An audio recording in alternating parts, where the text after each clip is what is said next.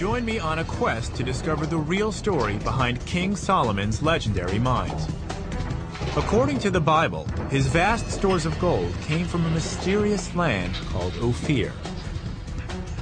But in the 3,000 years since King Solomon reigned, explorers, prospectors, and treasure hunters have searched for Ophir and King Solomon's mines in vain. Is the source of his wealth so secret that no one will ever find it? Or are there clues that other treasure seekers have missed? To find out, I'll explore ancient mines in Israel. Why are these called King Solomon's mines? Descend deep into a gold mine in Zimbabwe. We're like this. We're struggling to keep flat against this rock. And search Ethiopia's remotest villages from the air. We're digging for the truth, and we're going to extremes to do it.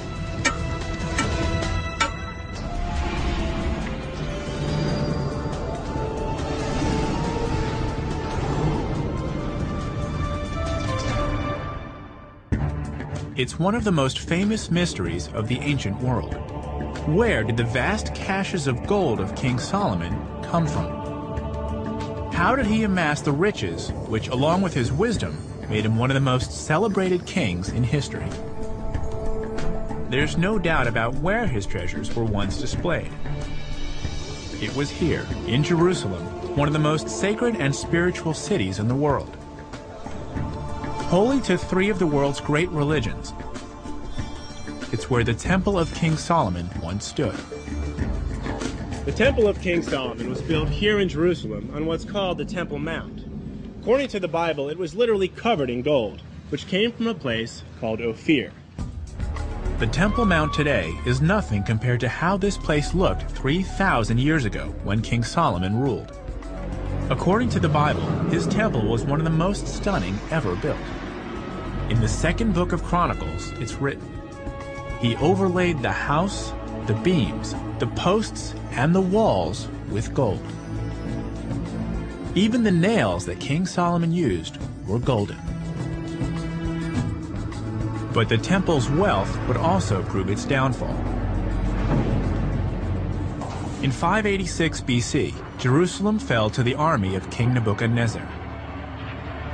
According to the Book of Kings, the riches of King Solomon's temple were plundered and carried away to Babylon.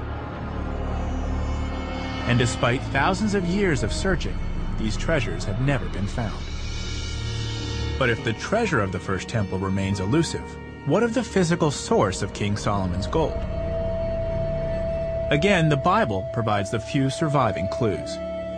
It tells how most of Solomon's gold came from a faraway land called Ophir. The rest was a gift from the mysterious Queen of Sheba.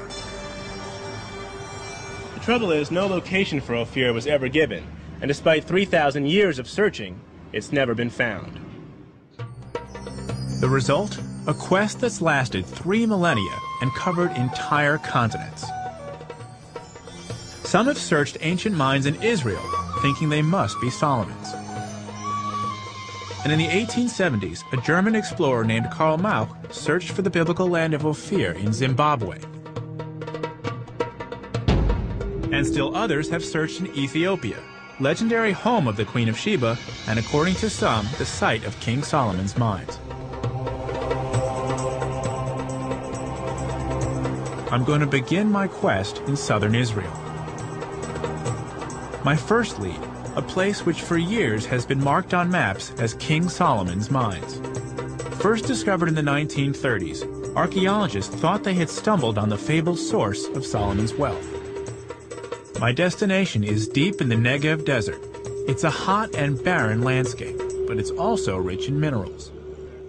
Could this really be the location of King Solomon's mines? To find out, I've met up with Dr. Sariel Shalev, an archaeologist who specializes in the history of ancient mining and metalwork. So I suggest we'll stop here, so somewhere. Let's go out. So Sariel, where are we? We are in Timna Basin and in Timna Crater. All those walls and all this area is full of holes made by men in antiquity, basically. So this place has holes that were used for mine shafts? Yes. How many? Well, hundreds, and some people say thousands. I see. Now, wait a minute. This wouldn't have been here 4,000 years ago. No, this is a modern reconstruction, of course. Oh. But the mine shaft is real. Yes. Okay. Here you could see the chisel marks making the shaft, basically. Maybe it's because I'm from the West, but when I think of mine shafts, I'm thinking horizontal pits dug into a mountain. But you said that this is a mine shaft, too. This is a vertical pit, reaching a horizontal one under the ground. And if you want to see those... Yeah, I want to see one. I can actually jump down inside? Why Explore? not? Get dirty? Why not? All right. Why not?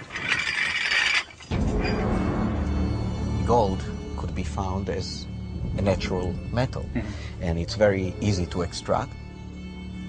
Funny thing is that gold was not the first metal to be used. In most cases, we have objects made of copper.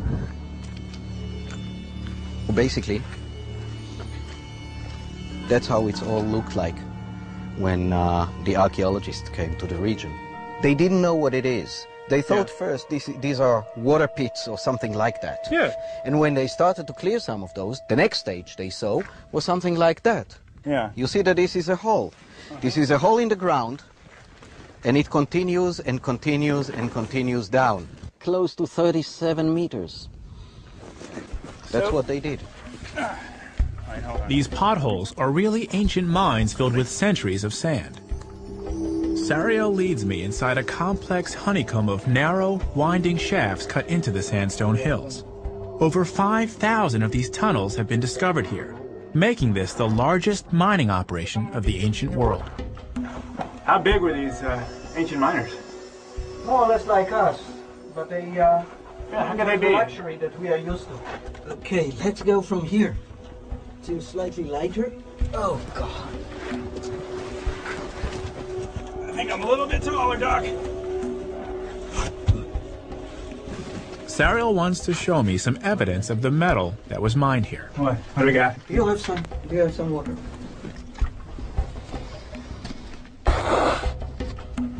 Do you see it better now? Yeah, that's a neat trick. What is this? What mineral is this? Copper. Copper. Copper mineral. Copper silicate in this case. So all these veins running through here are copper. Just. Where's the gold? Not here. No gold. Then why are these called King Solomon's mines? Well, because the people wanted to have King Solomon's mines because they are mentioned in the Bible. The tangible evidence of King Solomon's reign wouldn't be discovered here, nor would gold. So who did build these mines, and why? Copper was more precious than gold in those periods sometimes. No, wait, I didn't know that. Copper was more precious than gold? Yes. So it's possible that King Solomon got copper from these mines. You want the real answer? Yeah. So let's go to the next place. Okay. The best evidence as to who built these mines isn't below ground. It's in the cliffs above it, because there's nothing in these mines that can be reliably carbon dated. So what site is this? This is a site that was built by the workers in the mines to worship their goddess. And this is the site that helped us to solve the whole problem of when these mines were made. Sariel tells me that archaeologists have uncovered evidence which shows it was the pharaohs of ancient Egypt who used to control these mines. So, but they did so about 400 years before Solomon.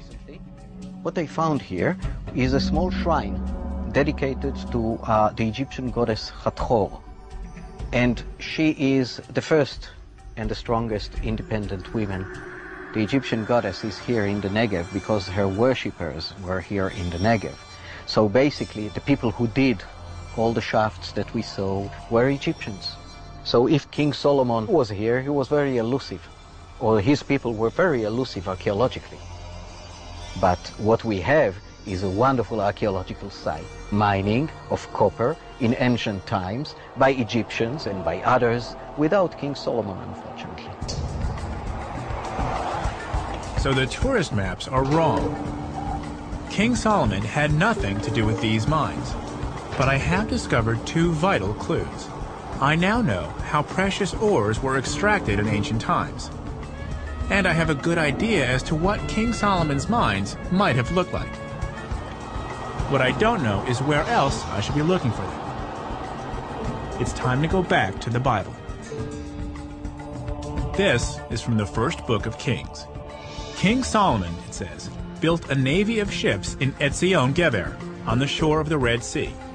And they came to Ophir and fetched gold, 420 talents, and brought it to King Solomon. In today's terms, that's an astonishing 16 tons. Many biblical scholars believe that Etzion Geber was very close to the present-day port of Eilat.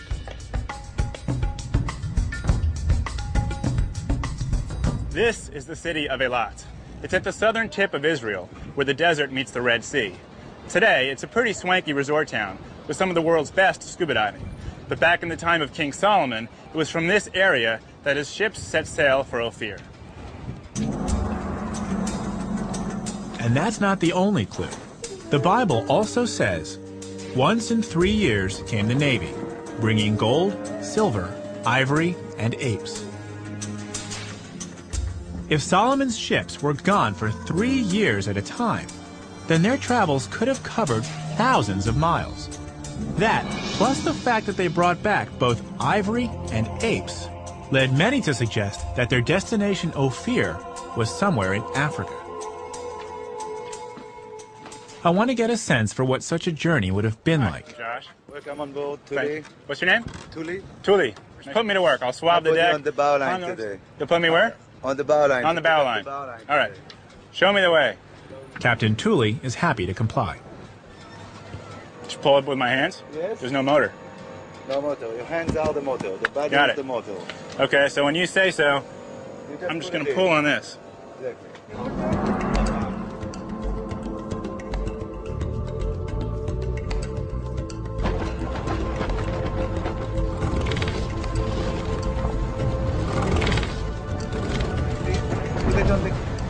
Boy Scouts, baby.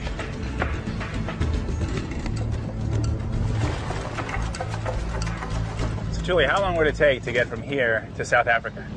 About a month's time. Depends on the wind directions.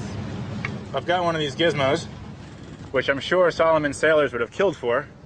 It says from here to Mozambique is 3,100 miles, and we're now going 4.4 miles an hour. That's a lot of hours. It's a lot of hours by the sea. So at best, it's several weeks, 6 weeks. 6 weeks. And worse, with bad weather and a slow ship, it would take them a lot longer. Even longer trip, yeah. So they had to be pretty determined. To go there and bring the gold, yeah. Yeah.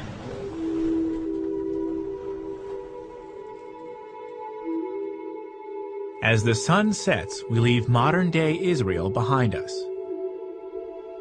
Now I'm following in the wake of Solomon's sailors, setting sail for an alien land full of strange animals and the promise of untold riches.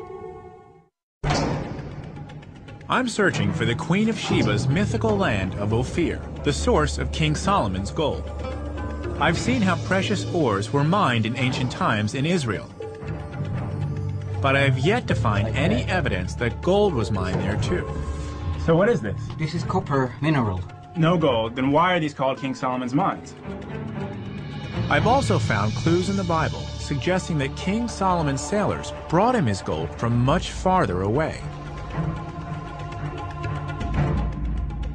Could Solomon's fleet have traveled all the way down the Swahili coast of East Africa? There's plenty of archaeological evidence suggesting these ancient ports traded with the Middle East for several thousand years. Could Solomon's sailors have left their ships and made their way inland to a place like this, the modern southern African nation of Zimbabwe? Back in the 19th century, that's exactly what some people believed. Local historian Paul Tingay has written extensively on this subject. I'm on a quest to find the source of the gold used in King Solomon's mines. The Bible takes me a certain distance, but after that, there's really no information given. I think you're looking for the thing we'd all like to have found: King Solomon's mines, the Queen of Sheba's court, Ophir. But there was one man who is absolutely believed that here, somewhere in southern Africa, was that Ophir. And that was a chap, a young geologist, German geologist, called Karl Mausch. He came in 1871, and any journey like this would have been pretty tough. You're going through malaria areas, you've got enormous amounts of wild game, and not necessarily a friendly reception from the local folk. He had only one sort of driving thing in his life, and that was to find the biblical Ophir.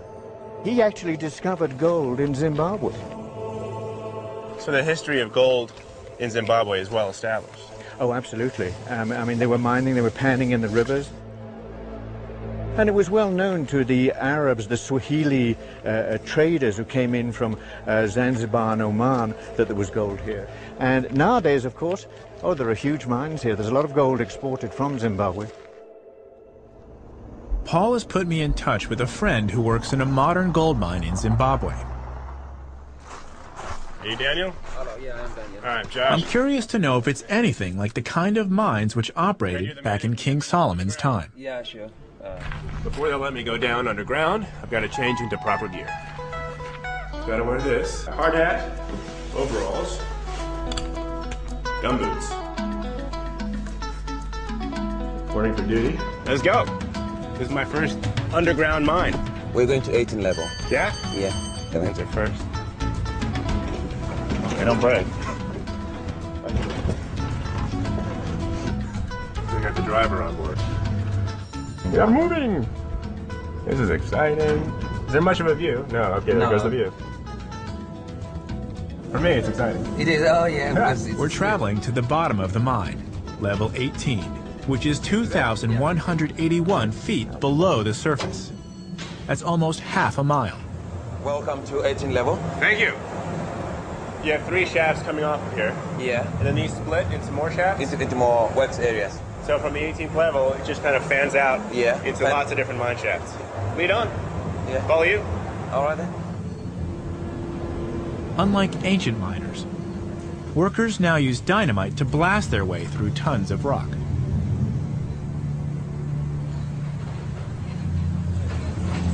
In 2003, more than $12 million worth of gold was produced here. So this is what you're actually mining. Yes. If you look at these sulfides, it shows that there is a lot of gold. So this is an indicator that says there's gold in this rock. Absolutely. So what happens next? You take this to the surface? To the surface, And to then- the plant where it's crushed, and the gold extracted. As we approach the blasting zone, the air temperature rises. I can also smell it. Yeah. You I can. can. Sure. I smell it, and it's warmer. It's a lot warmer. Oh yeah. That's where men are working. This is where we go up. Yeah, we're gonna go up there where those guys are working.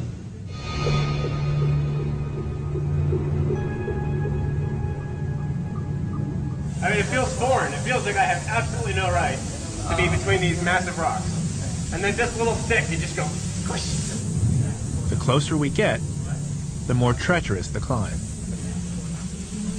This is not the kind of space where someone who's claustrophobic should venture into. It's really tight. The pitch, just take a look at it. We're like this. We're struggling to keep flat against this rock. And there's not much visibility, except for what our headlamps show. Hey, look over this way. Look at the drillers. The miners' drills are deafening. Hitting a pocket of gas is an ever-present danger, so there's nothing down here but the spark plug. In fact, these drills are powered by compressed air. That air is fed to the machines and to us from the surface, almost half a mile above our heads. It's time to make my way back to the main mineshaft elevator. That was unbelievable. Yeah. I never would have thought that this is how mining is done. But if I were here 3,000 years ago and I did not have water, electricity, compressed air, how could people have pulled gold out of these rocks? They wouldn't have gone this deep. They wouldn't have been this deep. No. So they would have stayed closer to the surface. To the surface, yeah. So it sounds like there's plenty of gold here, but for my purposes, I need to be exploring closer to the surface. Zimbabwe really is rich in gold, but not so rich that we don't get searched before we leave the mine. Being searched for gold nuggets. He doesn't know where I've hidden them, though. My hat? Good? Yes.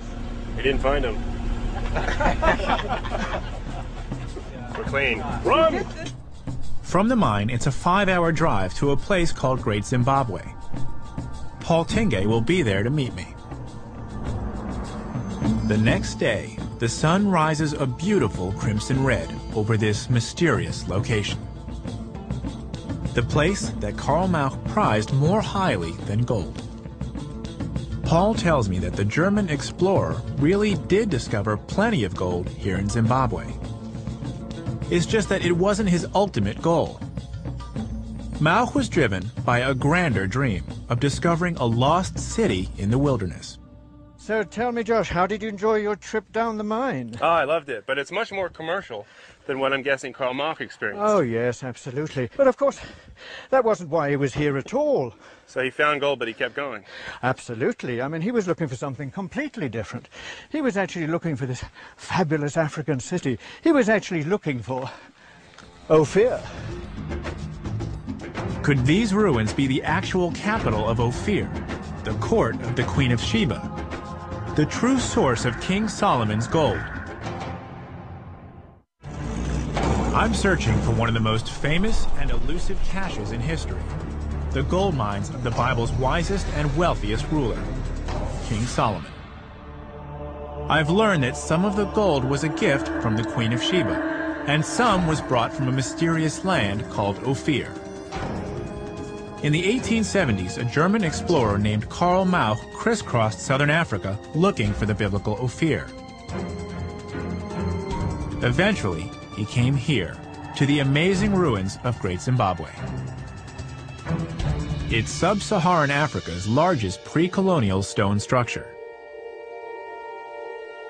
Edward Matanga, the curator of the site, is showing me around. As you can see, this is the main entrance. This place is huge. This is the largest pre-colonial structure in sub-Saharan Africa. How much of this site is original versus reconstructed? The great enclosure is for the most part original. I can see why Karl Mauch spent so much time here. These walls are incredible. How tall is this? This is 11 meters tall. That's unbelievable. And there's nothing in here.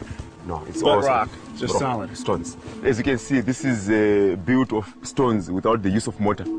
These dry stone walls are made up of millions of granite rocks quarried from the hills around Great Zimbabwe. The walls were designed to be thinner at the top and wider at the base, utilizing gravity to keep all the stones in place. Amazingly, without the use of mortar. This place was a shrine.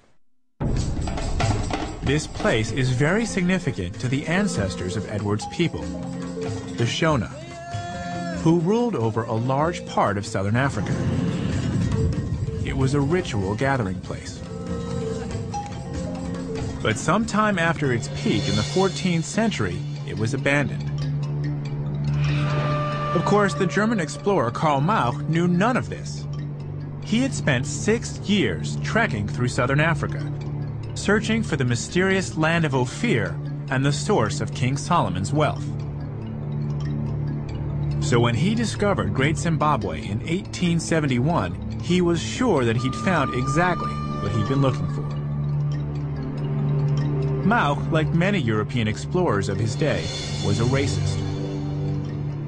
He simply could not believe that black Africans built these amazing structures.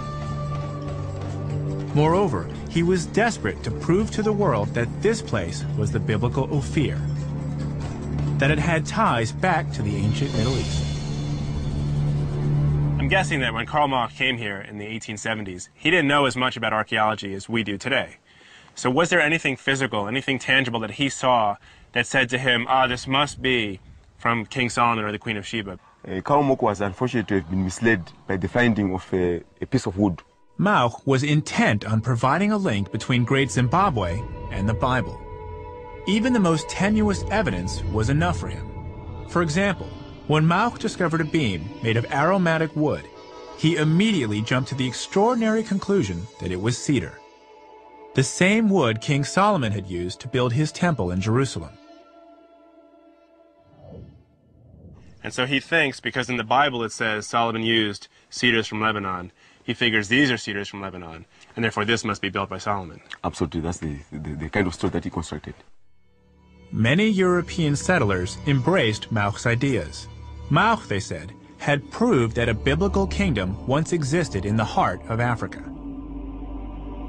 As a result, Christian colonizers could lay claim to an ancient title to these lands, one that predated the claims of native Africans.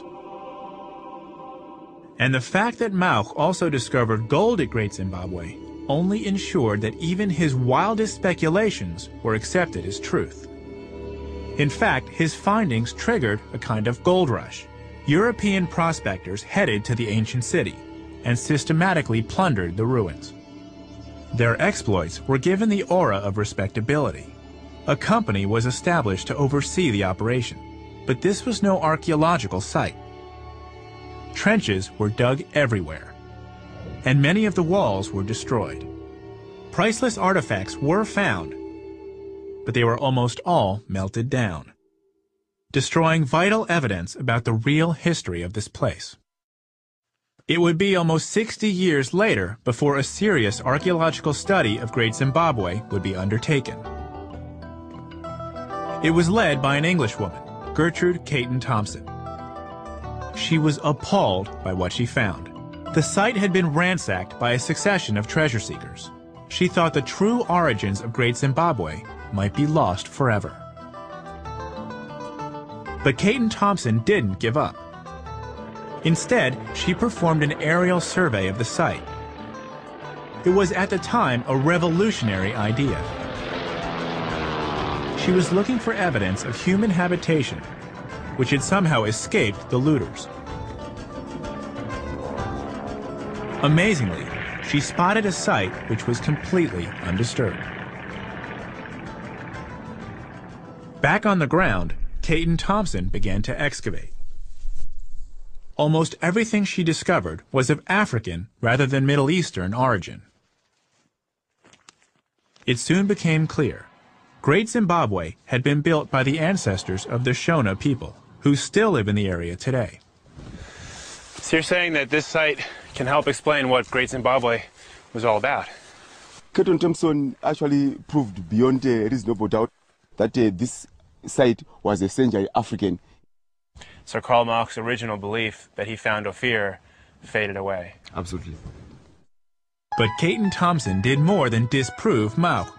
The foreign ceramics and beads she discovered showed that Great Zimbabwe was at the center of a complex and sophisticated trading network, one that stretched from Central Africa to Persia, India, even China. In fact, she proved that Great Zimbabwe was at the hub of Southern Africa's gold trade. And since then, it's been shown that the mining techniques used at Great Zimbabwe were very similar to the ancient techniques I'd learned about in southern Israel. But there's still no link to King Solomon. Carbon dating has shown that this site was occupied between the 9th and the 14th centuries AD, nearly 2,000 years after Sheba and Solomon. So it looks like I've struck out twice on my quest to find King Solomon's mines. Still, there is one other place in Africa which claims strong ties to the Queen of Sheba. Its claim, while not endorsed by all archaeologists, is certainly more credible than Karl Mauch's. That's gold? This is the gold. The yellow one is gold. The search for King Solomon's mines and the Queen of Sheba is not over yet. But now it is already eroded. Word is she came from northern Ethiopia. That's where I need to go next. I'm on the trail of one of history's most famous treasures, King Solomon's mines. The Bible tells us that the gold in Solomon's temple came from the land of Ophir. But it doesn't tell us where Ophir is. So far, I've drawn a blank in both Israel and Zimbabwe. But I'm not giving up yet. I'm taking another plane deeper into Africa, to the fascinating and beautiful country of Ethiopia. This place claims an ancient link to the Queen of Sheba, but in modern times it's unfortunately better known for famine and war. I've just landed in Axum in northern Ethiopia. Until recently, this was the front line of a border war with Eritrea, and it wouldn't have been safe for me to be here. Today, the UN supervises a fragile peace, and the people of Axum get on with their lives. come to the town of Axum in northern Ethiopia, not far from the border of Eritrea. This may look like a sleepy provincial town today, but these giant stelae testify to the fact that this was once the seat of power for both kings and queens. Axum has a deep connection with the Queen of Sheba. According to legend, she was born here, and this was her palace. These walls are all that remains of the Queen of Sheba's palace. Unfortunately, they're not telling me much. It's well preserved, but there's no incontrovertible archaeological evidence that the Queen of Sheba ever reigned here.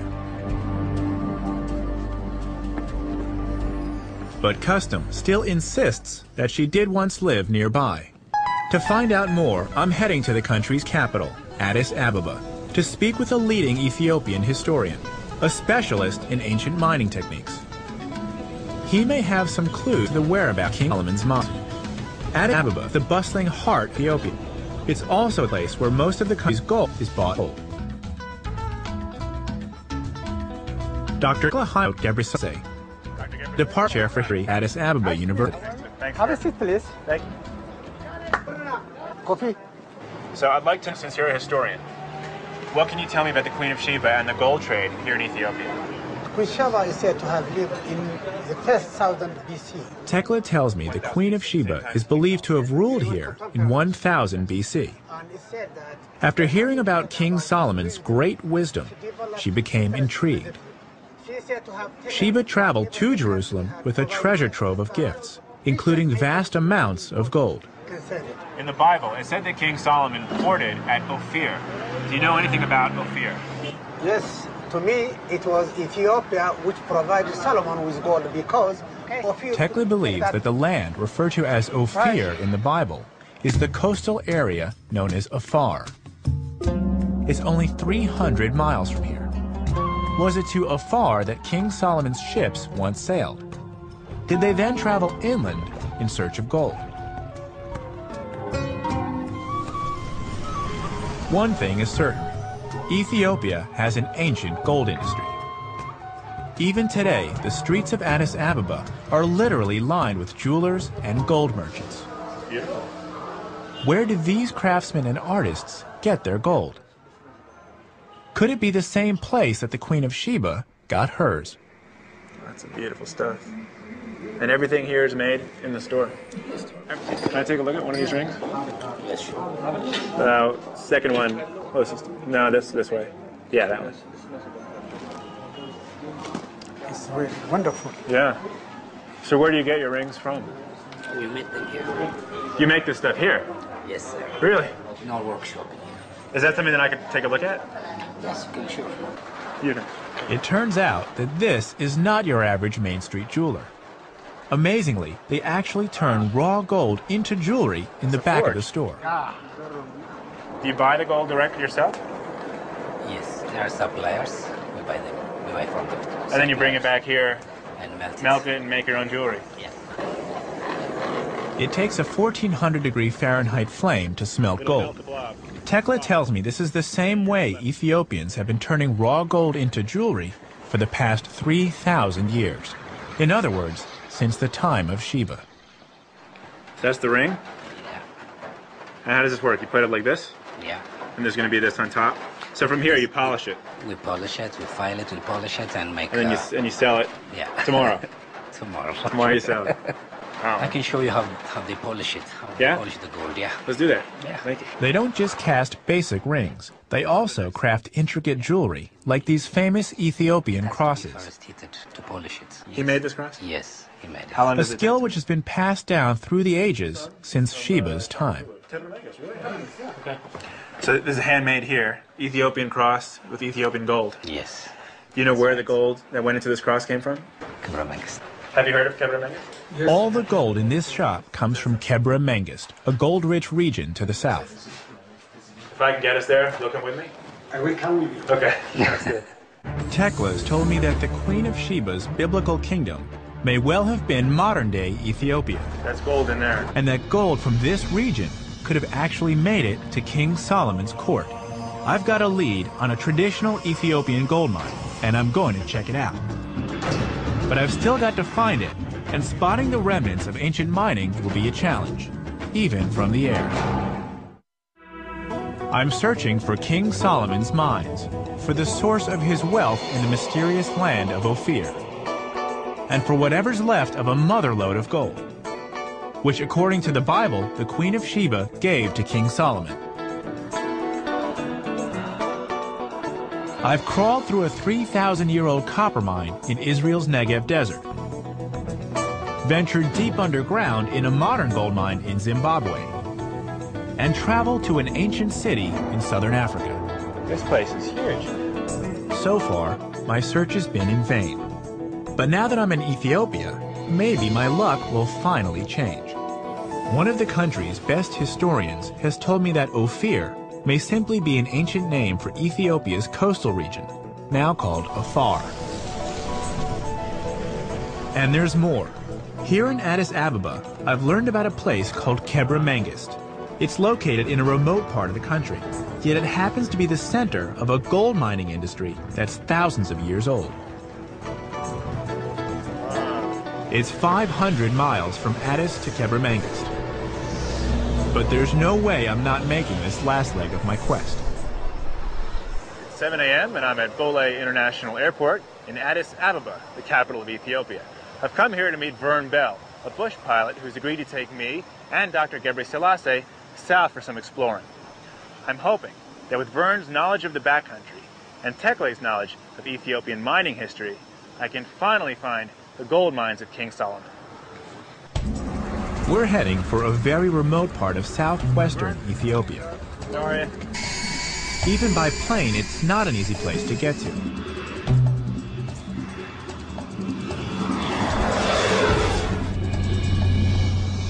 As we fly deeper into the backcountry, we see the scars left by modern mining operations. But we're looking for ancient mines, and they're much harder to spot. As I learned in Israel, detecting ancient mining operations isn't easy. To add to the challenge, our destination isn't even on the map. So where we're going today is unusual. Yeah, I've not been before.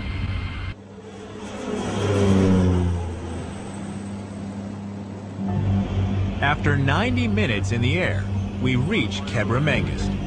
It's a small village with a landing strip of sorts. According to Tekla, this is where the gold mines should be.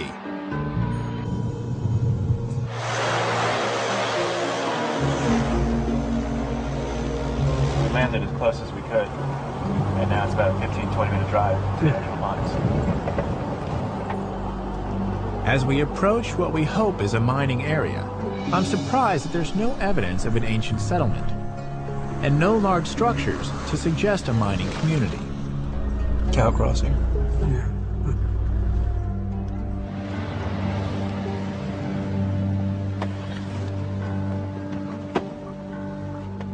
This is it, right? Yep, we have arrived here. This is as close as we can get to the mines by car. From here, we go by foot. This is the mining community? Yeah, this is a mining community which settles here and mines in the riverside there. But Tekla tells me that these mining communities are not permanent. And any gold that each person finds. Once the workers have exhausted the site, they move on. So they're not getting rich on the gold. No, they don't. But they make a living. They make a living. Hand over there for a second. Just take a look. A battalion. We have the whole village following us. We are going to the original place where they get the rocks. It's up here on the mountainside. Yeah. Walking up the hill, we come across deep holes in the ground.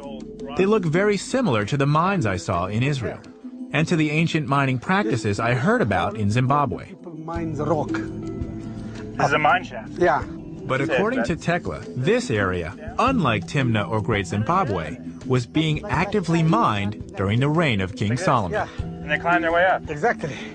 And so they're pulling rocks out of here, Yeah. bringing them down there. But they use these buckets and pull it. From the top of the hill, I can finally get an idea of the scale of what's going on here. This hillside is pockmarked with small, deep holes, just like the mine workings in Timna, some 2,000 miles away in Israel. And hundreds of people are working here, all of them searching for gold.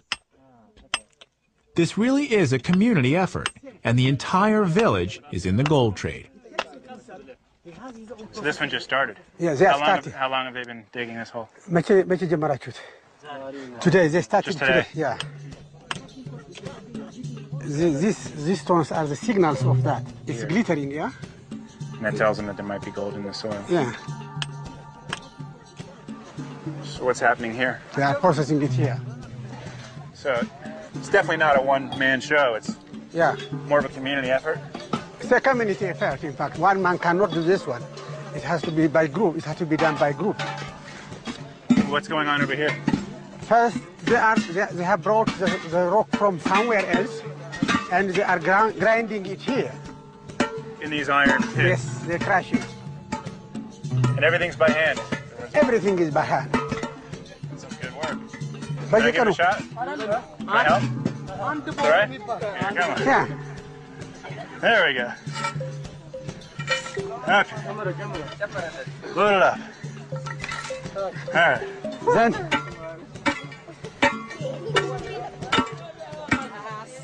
anything else?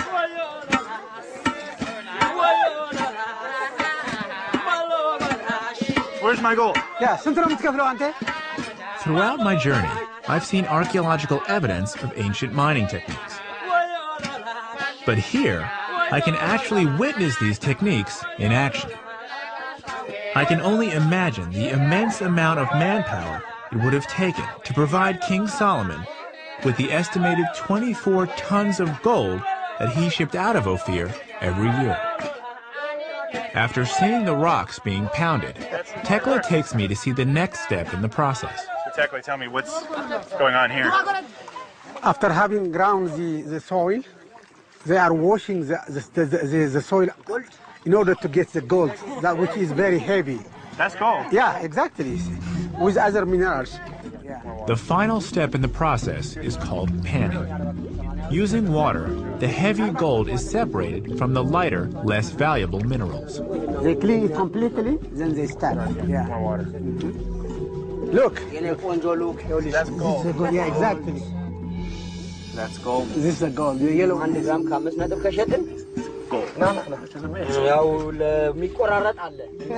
Yeah. So what happens to the dust? The gold Then dust? he collects that and melts it later on. Now But I'm wondering, with this technique, how long has this been going on? that's a traditional. This is traditional. This is the exact method. But these the same wooden bowls Same process. would have been here Yeah. several thousand years ago. Exactly.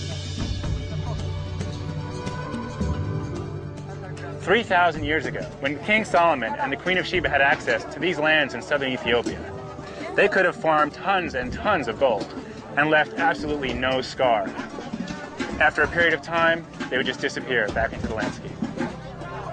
This is nothing like the mines of Timnah, which I saw in southern Israel. There, the ancient mines were preserved. Here, a combination of softer soil and seasonal rains means that even the oldest mines are just a few years old. But another kind of evidence does endure. It's the people. More specifically, it's the way they mine their gold.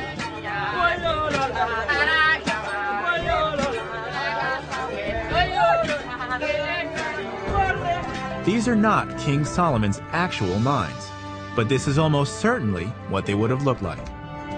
More remarkably, the miners working here today could well be the descendants of the men and women who 3,000 years ago toiled for King Solomon and for the Queen of Sheba.